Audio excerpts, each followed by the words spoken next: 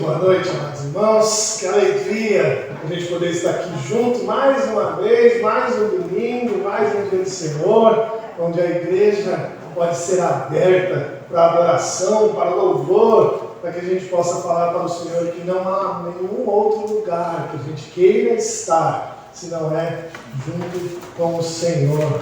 Que Deus assim possa nos transformar, que Deus assim possa nos moldar, para que a gente possa ser cada dia mais parecidos com Ele. Vamos começar então, irmãos, lendo aqui o Salmo de número 133. Abra, por favor, a sua Bíblia nesse Salmo.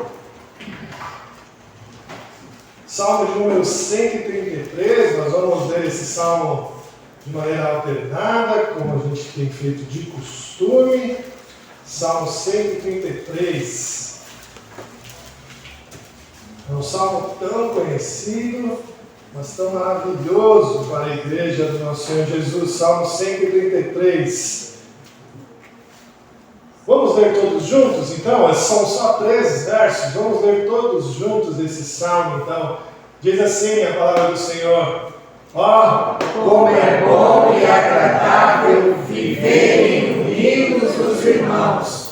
É como o óleo precioso sobre a cabeça, o qual desce para a barba de Arão, e desce para a gola de suas vestes. É como o orvalho do Hermon, que desce sobre os montes de Sião. Ali ordena o Senhor a sua bênção e a vida para sempre. Amém. Esse óleo precioso hoje, ele é o Espírito Santo de Deus que habita entre nós e que nos une ao Senhor Jesus, que nos une a Ele. É por isso que a gente pode receber todas as bênçãos que o Senhor nos dá. É por isso que a gente pode viver unidos, felizes, amando os irmãos e sendo abençoados, como diz o texto. Ali ordena o Senhor a sua bênção. Vamos orar?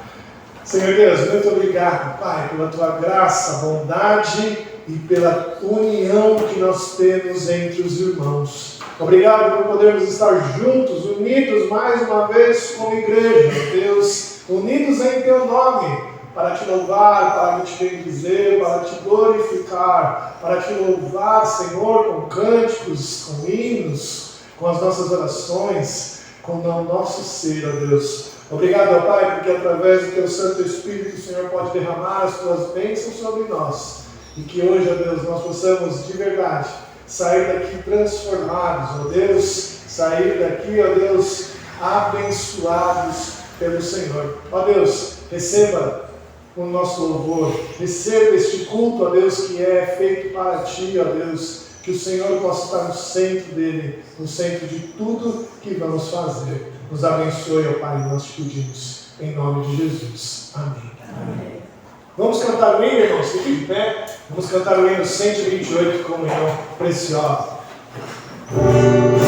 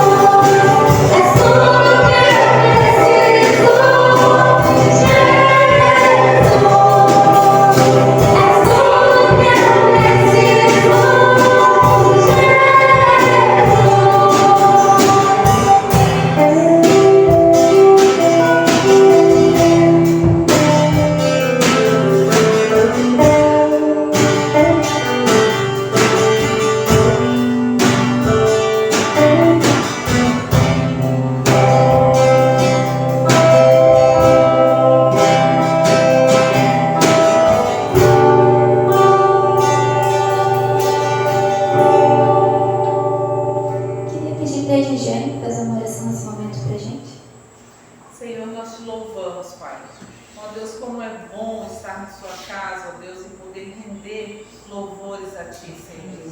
Obrigada porque temos esse lugar para Te adorar. Obrigada porque o Senhor tem mantido esta casa, Pai. Nós sabemos que ela é Tua e por isso, Senhor, nós oferecemos tudo que nós temos de melhor a Ti, Pai. Ó Deus, receba o nosso louvor, receba a nossa adoração, Pai. E fala, Senhor, ao nosso coração. Usa o pastor que vai trazer a mensagem, Pai. Que ele possa estar inspirado pelo Teu Espírito. Queremos entender a Tua voz nesse dia. Perdoa, Senhor, os nossos pecados, em nome de Jesus. Amém. Irmãos, pode ser.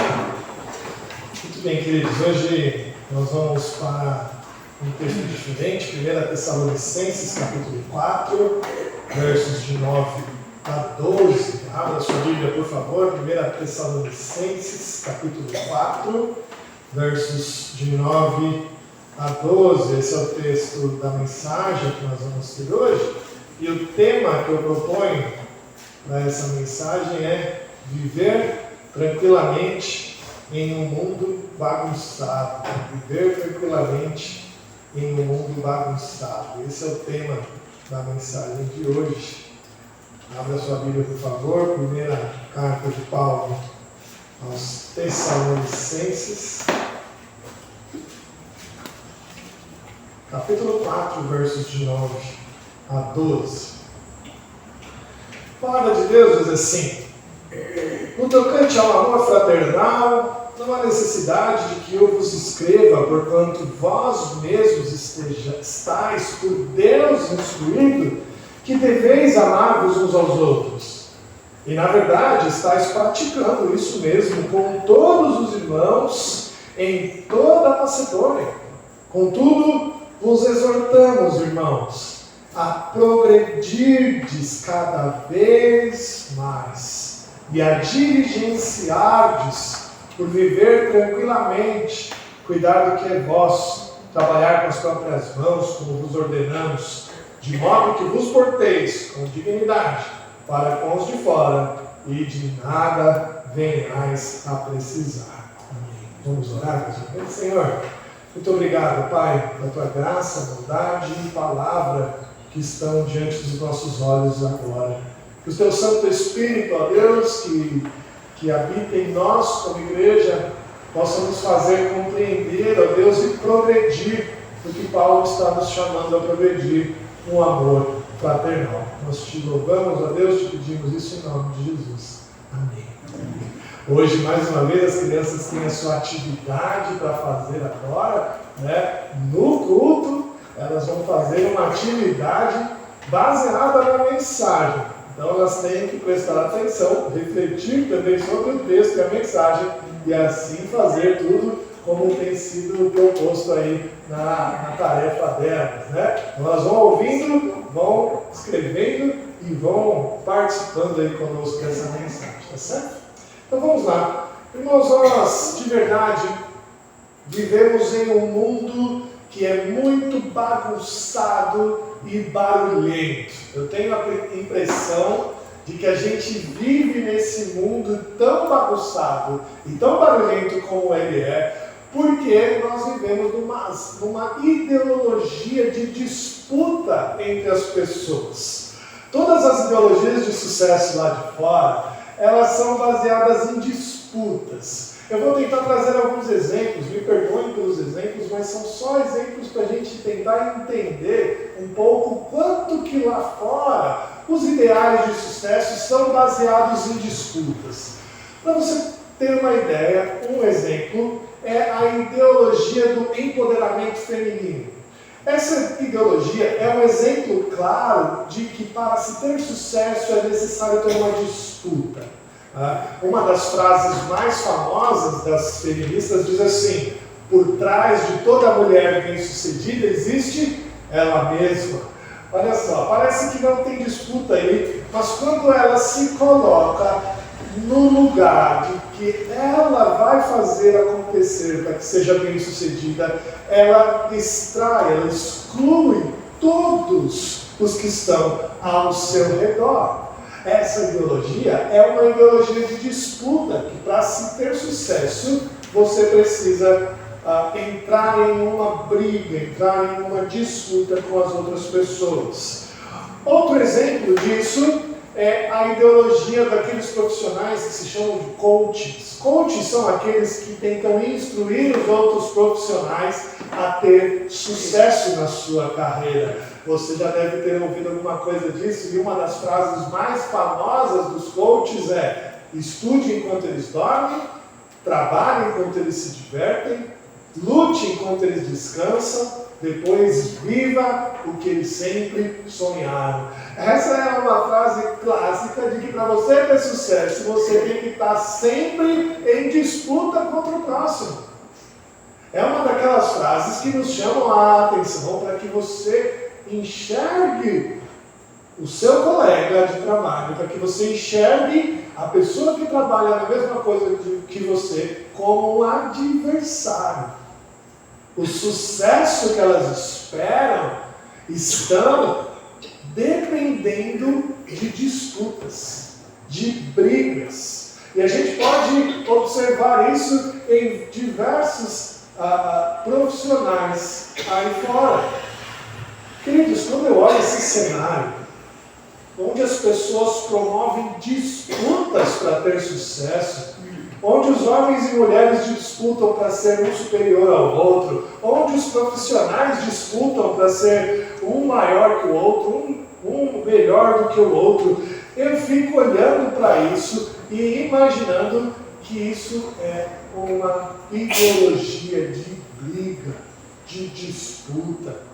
A pergunta que a gente tem que fazer hoje é: como que um crente, como que um cristão verdadeiro pode viver neste mundo que os seus ideais de sucesso estão baseados em disputa? O que o texto bíblico vai nos ensinar hoje, meus irmãos? O que esse texto de Paulo aos Tessalonicenses vai nos ensinar hoje é que para viver neste mundo barulhento e bagunçado como o nosso, a gente pode ter vidas tranquilas quando o amor fraternal for a base das nossas ações. É isso que a gente vai aprender. Para viver neste mundo bagunçado e barulhento de disputas, a gente só vai conseguir viver vidas tranquilas quando o amor fraternal for a base das nossas ações. A gente vai ver isso em 4 pontinhos rápidos, e o primeiro é progredindo no amor.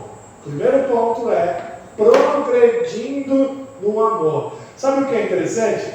A carta de Paulo aos Tessalonicenses, na primeira carta, ela é bem divididinha.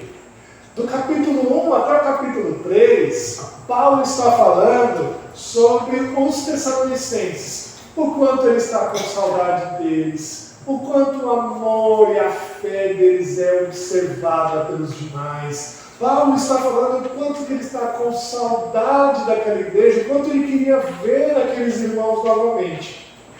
Isso do 1 até o 3. Do capítulo 4 para frente, Paulo está exortando algumas deficiências daquela igreja. Olha que interessante isso. A igreja mais elogiada de Paulo está chamando eles aqui para exortar nas deficiências da sua fé. A primeira parte do capítulo 4, Paulo fala de santidade.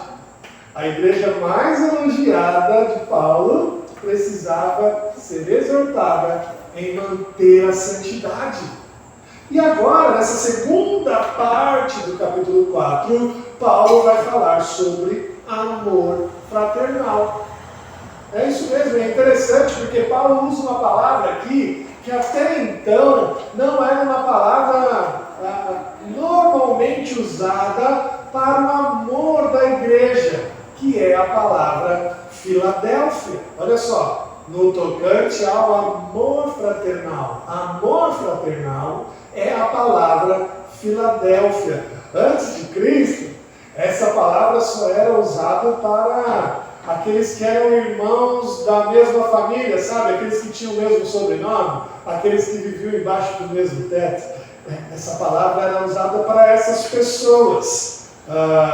como os cristãos começaram a entender que eram filhos do mesmo Pai e começaram a se chamar de irmãos, a igreja começa a usar essa palavra Filadélfia com relação a eles mesmos, ou seja, ao amor que eles deveriam ter entre eles. Mas é uma coisa para se pensar. O amor entre irmãos, Filadélfia, é bem diferente da palavra amizade, que era philos. Tá? Bem diferente. O relacionamento entre irmãos é muito superior do que o relacionamento de amizade. Não é mesmo? Porque o irmão possui obrigação com o seu irmão. Não é mesmo? Eu sou filho de 3 irmãos, né? Uma família com 3 irmãos. Eu sou o caçula entre eles.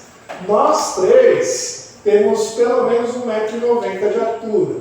Né? Somos bem altos. E quando a gente estava brigado entre nós, eu e meus irmãos, ninguém podia brigar com outro irmão. Ninguém podia brigar. Algumas pessoas falavam assim, você é grande, mas não é 2. Eu falava, você não viu meu irmão. E quando ele chegar, você vai ver que eu sou 2. Na verdade, somos em 3. Mesmo que eu estivesse brigado com o meu irmão. Mas havia uma responsabilidade, uma união entre mim e meus irmãos, que mesmo quando eu estava brigado com ele, eu não queria que ele fosse destruído. Eu não queria que ele fosse machucado. E por isso nós tínhamos uma responsabilidade. Ninguém mexia com ele. Ninguém mexia com o meu irmão. Entendem como a amizade é diferente do amor de irmão? Porque há uma responsabilidade de vínculo. E é disso que Paulo está fazendo aqui, que está falando aqui. Agora, nós como crentes, como filhos do mesmo Pai, nós temos uma responsabilidade de amor fraternal entre nós. Não há mais escolha. Não há mais a simples amizade que eu posso ter ou posso não ter. Não existe essa de agora você é meu irmão, agora você não é meu irmão. Isso é um vínculo eterno. E Paulo fala algo tão maravilhoso aqui, porque não era fácil refletir nessa aliança de irmandade. Porque não se tinha de verdade o mesmo sobrenome, não se tinha de verdade o mesmo pai e mãe ali de sangue. E era difícil para eles entenderem esse relacionamento de irmandade. E é por isso que Paulo destaca aqui que eles já praticavam esse amor fraternal. Como assim? Como que eles já praticavam? Paulo está falando que eles, olha só, conforme o capítulo 4, verso 8 aqui, ele diz, de sorte que quem rejeita essas coisas não rejeita o homem, sim a Deus, que também vos dá o Espírito Santo. Ele está falando que aqueles que possuem o Espírito Santo agora têm a capacidade de refletir esse amor fraternal. Eles têm agora o poder do Espírito Santo dentro deles, que os capacita a viver nesse amor tão importante. O que Paulo está enfatizando aqui é essa dependência de Deus para amar o seu irmão com o amor Filadélfia, com o amor fraternal. Os Tessalonicenses já estavam vivendo isso. Eles já estavam vivendo esse amor fraternal. O Espírito Santo que habitava neles já estava capacitando cada um deles para viver isso. Deus introduziu eles naquela família. Deus os dotou do Espírito Santo. E agora, capacitados eles estavam para amar os seus irmãos de maneira verdadeira. nesse laço de irmandade, nesse relacionamento tão importante quanto o relacionamento de sangue. E o exemplo dos Tessalonicenses era tão importante que Paulo fala que eles já exerciam isso ao ponto deles praticarem isso. Olha o verso 10. Na verdade, estáis praticando isso mesmo para com todos os irmãos em toda a Macedônia. Eles estavam sendo tão amorosos entre eles, que esse amor entre eles estava sendo sobrando, estava sendo transbordante ao ponto de abençoar não só a igreja de Tessalônica, mas toda a Macedônia. As igrejas ao seu redor falavam deles assim, como eles são amorosos, como o amor deles é bondoso. Paulo foi alvo desse amor, mesmo estando distantes dele. Eles eram irmãos amorosos, eles eram um exemplo de amor. E olha o que Paulo diz para ele no verso 10 ainda: contudo, vos exortamos, irmãos, a progredirdes cada vez mais. Que tarefa dura, não é mesmo? Eles já eram exemplo de amor. Eles já exerciam esse amor fraternal de maneira que extrapolava, de maneira que vazava da igreja deles. E mesmo assim, Paulo está chamando os irmãos para progredir. Não é para continuar, tá bom? Paulo não está falando assim, olha, muito bem, continuem assim. Não! Paulo está falando para eles assim, muito bem, vocês são exemplos, mas cresçam nesse amor. Progridam nesse amor. Sabe por que Paulo está falando isso? Porque amor é uma coisa que não se faz demais. Não dá para você amar demais uma pessoa. Não dá para você amar uma pessoa e você falar assim, tudo bem, eu já te amei hoje, agora só semana que vem, tá? Chega, estou cansado, essa semana eu vou descansar. Não dá! Não dá para você fazer isso. Amor não é uma coisa que tem uma contagem e quando você chega num número, você fala, opa, tá bom, chega, eu não aguento mais. Mas sabe o que parece, queridos? Parece que às vezes é assim que a gente age. Parece que às vezes é assim que a gente age entre nós. Eu não sei, mas parece que nós decidimos por nós mesmos que há um limite. E a gente faz até esse limite, mas depois disso chega, estou cansado. Às vezes a gente demonstra amor pelo irmão só no domingo. Parece que a gente só demonstra amor pelo irmão naquela conversa depois do culto, naquele abraço. Puxa, como é que você está? Está bem? Muito bem, agora acabou. Só semana que vem. É por isso que Paulo está falando, não dá para amar demais. Continue progredindo no amor. Queridos, nosso limite parece que está pequeno demais. Para muitos de nós, esse limite não passa de uma conversa depois do culto, mas não é esse tipo de amor que Paulo está nos chamando a amar. Paulo está nos chamando a ter um amor Filadélfia, de irmão. Não se quebra vínculo de irmão, não dá para ser irmão agora e não ser irmão amanhã. Não dá para você chamar o teu irmão hoje de irmão e amanhã você nem pensar se ele está bem, se ele tem um rancho bom na sua casa, se ele está com trabalho, se ele não está. Não dá. É por isso que Paulo vai falar que só é possível viver uma vida tranquila quando a gente ama demais o nosso irmão. E eu acredito que é esse o problema que nós temos.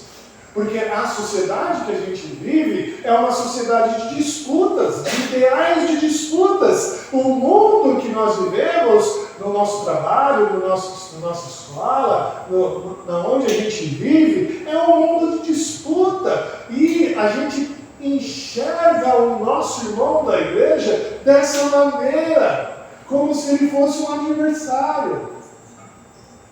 Parece que o nosso irmão da igreja está disputando comigo o amor dos demais, sabe? Eu não enxergo o meu irmão como uma pessoa que vai agregar amor naquela igreja. Parece que eu enxergo o meu irmão como alguém que vai disputar o amor dos demais para comigo. Infelizmente, por conta desses ideais de disputa lá de fora, a gente vive na nossa igreja demasiadamente agitados. A gente vive na nossa igreja demasiadamente reativos por qualquer coisa, contenciosos, prontos para uma boa briga. E se a pessoa não concordar comigo, eu largo ela, eu abandono, eu tiro ela do meu hall de melhores amigos. Não é assim que funciona na igreja, meus irmãos. Na igreja a gente é irmão. Irmão não rompe. Irmão é sempre irmão. Mesmo que eu tiver brigado com ele, mesmo que eu tiver de mal nele, eu defendo, eu guardo, eu protejo, ninguém toca nele, ele é meu irmão. E é por isso que eu acredito que essa instrução de Paulo aqui, é onde ele diz para diligenciar, viver vidas tranquilas, conforme aqui o início do verso 11, tem muito a nos ensinar. Porque o cristão precisa entender que para ter vida tranquila, ele não pode ser alguém agitado como o mundo lá de fora. Parece que a gente está pronto para uma disputa, para uma briga. Não podemos ser assim. Os tessalonicenses também estavam agitados como nós. Socialmente falando, economicamente falando, eles estavam num caldeirão fervendo. Meus irmãos, os tessalonicenses estavam sendo alvos de perseguição religiosa. Estava difícil para um crente tessalonicense arranjar um trabalho. Ninguém queria contratar crente. Estava difícil para um crente da igreja de Tessalônica ser comerciante. Ninguém queria comprar dele. Estava difícil para um crente de Tessalônica vender os seus produtos e comprar os seus produtos. Ninguém queria vender para um crente de Tessalônica. Havia um fervilhão ali político e econômico do qual eles estavam vivendo. E é por isso que Paulo diz aqui, vocês precisam diligenciar por viver vida tranquila. Essa palavra de diligenciar aqui é uma palavra utilizada na política daquela época.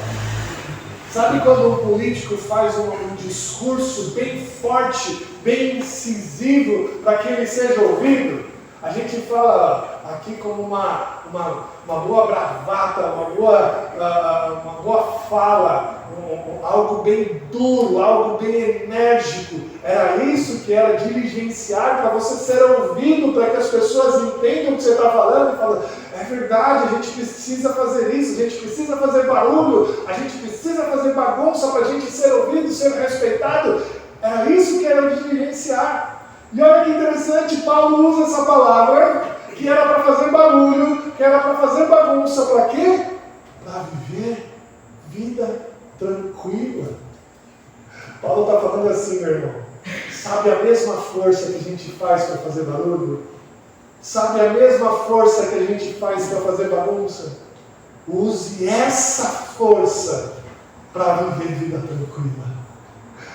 Isso muda tudo, não é mesmo? Porque a gente acha que para viver vida tranquila a gente precisa fazer o quê? Relaxar, ficar zen, não é? Mas não, Paulo está falando não. Para viver vida tranquila, você precisa de esforço. Você precisa se esforçar para que a sua vida seja tranquila. É uma mudança de mentalidade. E para mudar a nossa mentalidade, você precisa se esforçar. Assim como o mundo inteiro acredita que para você ter sucesso, você precisa entrar numa boa briga, você precisa entender que para você viver tranquilamente e ter sucesso, você precisa ter tranquilidade. É mudar a forma de você pensar. Meu irmão, o crente é chamado para mudar a sua mente em busca desse mundo de paz. E é por isso que Paulo vem e continua dizendo para a gente olhar primeiramente para o nosso irmão e diligenciarmos por viver vida tranquila, cuidar do que é vosso, trabalhar com as próprias mãos, como vos ordenamos. É interessante isso aqui, porque parece que ele está falando, olha, esquece todo mundo e trabalhe, cuida do que é vosso, trabalhe com as próprias mãos, como vos ordenamos, mas ele não está falando, esquece todo mundo. Ele está falando agora para você trabalhar, para você cuidar das suas coisas, trabalhar com as próprias mãos, com a mentalidade do amor fraternal. Agora, com essa mentalidade do amor Filadélfia, com esse ideal Filadélfia em mente, agora vai lá, cuida das suas coisas, trabalhe com as suas próprias mãos, assim como nós vos ordenamos. Sabe por que isso é interessante? Porque muda a forma como você trabalha, como você vive na sua semana. Porque agora, querido, você não trabalha só para você mesmo. Agora você não estuda só para você mesmo. Agora você não recebe o seu salário só para você mesmo. Você tem uma família. Enquanto você está caminhando para o sucesso, você precisa entender que os seus irmãos precisam caminhar com você para o sucesso. Algo completamente diferente do que o mundo prega aí fora. O mundo prega que você precisa ter sucesso e o outro tem que cair. O amor Filadélfia vai dizer que você, assim, quando tem sucesso, os teus irmãos também têm sucesso. E é com tudo isso em mente que Paulo fala assim, cuidado que é vosso. É muito interessante, porque ele não está dizendo assim, larga todo mundo e cuida do que é seu. Não, ele só está falando assim para você não ser um tanto quanto enxerido.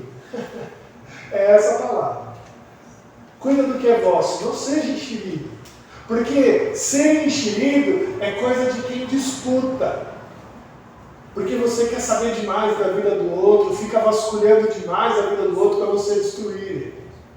O que Paulo está falando assim, não, cuida do que é vosso. Cuida do que é vosso. Quando você tem um amor Filadélfia na sua mente, você não quer saber demais do seu irmão. Você quer saber só se ele está bem, o quanto que ele tem andado, se ele tem andado bem. E o crente que tem essa mente não vai ser intrometido de maneira nenhuma, porque ele se importa demais com o outro, ele quer levantá-lo, ele não quer derrubá-lo. Infelizmente, meus irmãos, a preocupação demais que a gente tem observado, muitas pessoas aí por fora, gostam de avaliar demais os outros, criticar demais, apontar erros cometidos. E é assim que a gente faz na igreja, não é mesmo? A gente sempre aponta o dedo, a gente sempre critica uma falha, a gente sempre diz que teria como fazer melhor. Mas não é assim que deve ser. Quando a gente ama demais uma pessoa, a gente busca elogiá-la, a gente busca animá-la, a gente busca apoiá-la, a gente busca ajudá-la, a gente busca caminhar junto. Para isso que temos esse amor fraternal, para que todos possam crescer juntamente. E aí Paulo encerra falando aqui para que a gente trabalhe para não depender dos outros. É muito interessante isso, porque parece que Paulo se adiantou a um problema, sabe? Parece que ele imaginou um problema e já se adiantou. Qual seria o problema que Paulo imaginou aqui? Que com esse amor fraternal, com esse cuidado da igreja com todos, alguns queriam viver nas custas dos outros. Parece que Paulo se antecipou a esse problema e ele fala: de modo que vos porteis com dignidade para com os de fora e de nada venhais a precisar. De nada venhais a precisar. Trabalhe para não depender dos outros. Não dependa das pessoas da igreja para o seu sustento. É claro, existem situações de emergência, existem situações de necessidade, e aí sim a igreja deve cuidar dos demais. Mas, se não for numa situação dela, continue trabalhando, continue vivendo da maneira como se deve, cuidando das suas coisas. Com uma mente voltada a esse amor fraternal, a gente deve reconsiderar todas as coisas, até mesmo como a gente procura trabalho. A gente procura trabalho muitas vezes olhando quanto que ele paga, qual é o salário daquele trabalho. E Paulo, quando reconsidera o trabalho, ele até muda esse conceito. Paulo vai nos dizer que muitas vezes nós temos que procurar o nosso trabalho não por quanto ele vai pagar, mas por quanto ele vai abençoar os irmãos. Com essa mente voltada para o meu irmão, para a minha igreja, para a minha família da fé, Paulo está dizendo para a gente assim: olha, talvez você deva procurar trabalho com a mente voltada em abençoar os demais. O que será que a comunidade carece? O que será que a gente não tem tanto crente fazendo, que seria bom ter um crente fazendo para abençoar a igreja? Está vendo como muda a nossa perspectiva de trabalho quando a gente pensa mais no próximo do que a nós mesmos? Quando a gente sai procurar um emprego, a gente tem que pensar se aquela vaga, se aquele trabalho, se aquela profissão vai abençoar a igreja. E não somente o meu bolso, e não somente a minha renda. E quando a gente faz assim, o Senhor supre todas as nossas necessidades. Queridos, o conceito de amor Filadélfia muda a forma como nós trabalhamos, como nós nos sustentamos, como a gente ganha nosso salário, como a gente poupa o nosso dinheiro, como a gente gasta o nosso dinheiro. Muda. Por isso que Paulo está nos chamando aqui, olha, de modo que vos porteis com dignidade para com os de fora, para que a gente possa ser reconhecidos mais uma vez lá fora, por amor. Devemos ser reconhecidos pelo amor. O amor deve ser aplicado tanto a nós, primeiro ao de dentro, mas para os nossos vizinhos também, para que eles percebam que nós somos diferentes, para que eles percebam que nós não somos gananciosos, não somos contenciosos, para que eles vejam que nós somos, na verdade, irmãos de fato, amando uns aos outros. Queridos, concluindo, isso só é possível porque o Espírito Santo habita em nós. Só é possível porque nós somos habitados por Deus. E Ele nos enche da sua graça. Ele nos enche de poder para que isso seja feito. Meus irmãos, o crente de hoje não pode adicionar mais barulho a esse mundo tão bagunçado. O crente de hoje é chamado a viver uma vida tranquila. Porque os ideais do crente são bem diferentes. Os ideais do crente não têm disputa. Os ideais do crente não buscam guerras. Os ideais dos crentes devem buscar o amor, devem buscar suprir a necessidade dos outros, devem buscar suportar os outros. É isso que a gente tem que fazer. Meu irmão, no lugar de a gente promover disputa, a gente tem que exercer a nossa vocação como crentes, a nossa vocação dada por Deus, nos sentir satisfeitos do que Ele já nos deu e pensar sempre Não é de vez em quando. É sempre no próximo. Em tudo que você for fazer. Ame mais o teu irmão. Considere ele mais. Meus irmãos, quando a gente vê disputa dentro da igreja, a gente não pode acrescentar brasas nessa disputa. Quando a gente vê disputa dentro da igreja, é nossa responsabilidade corrigi-la. É nossa responsabilidade promover a paz, promover a tranquilidade.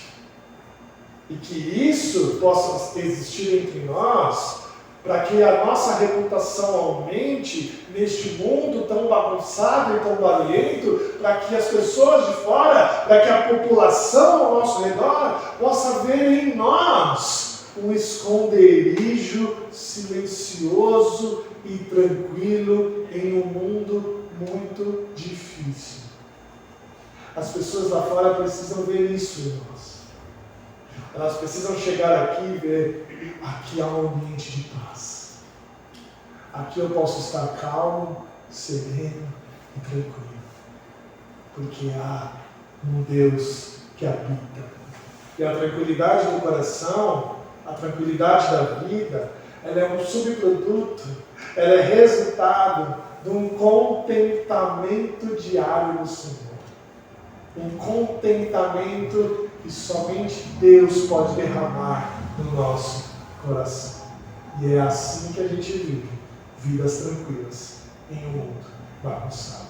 Que Deus nos abençoe. Amém. Meus irmãos, nós vamos cantar mais um hino.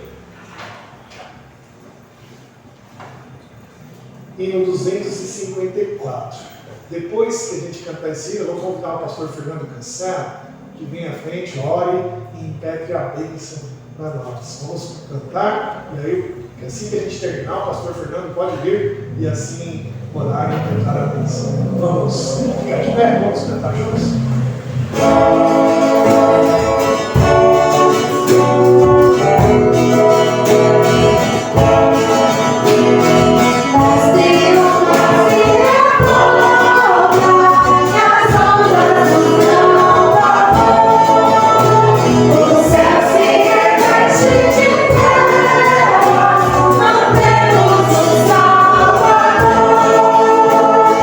Não se diga que morra.